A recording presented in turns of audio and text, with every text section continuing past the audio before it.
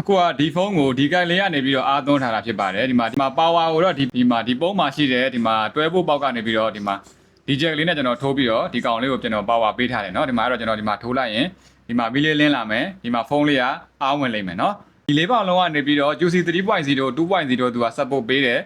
သူက watt အနေနဲ့ဆိုလို့ရှိရင်အများဆုံး24 watt ဒီတစ်ပေါက်ချင်းစီကနေပြီးတော့ထုတ်ပေးနိုင်လိမ့်မယ်ဖုန်းအားသွင်းတဲ့အခါမှာဆိုရင်လည်းအတိုင်းအတာတစ်ခုထိအားသွင်းတာမြန်လိမ့်မယ်เนาะဒီမှာဒီကက်လေးကိုကျွန်တော်တို့က power ပေးတဲ့အခါမှာဘယ်လိုပေးရမလဲဆိုလို့ရှိရင်ဒီမှာ DC jet လေးပါတယ်ပြီးရင်ဒီမှာ in minus တို့ in plus တို့ဆိုပြီးတော့ဒီမှာခဲတိုးစရာသူက contact လေးတွေလည်းပါတယ်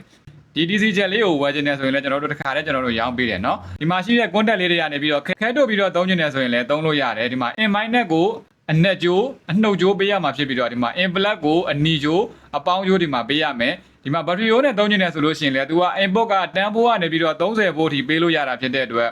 ဒါတွဲဖို့ပဲဖြစ်ဖြစ်24ဖို့ပဲဖြစ်ဖြစ်နှစ်မျိုးလုံးနဲ့သုံးလို့ရတယ်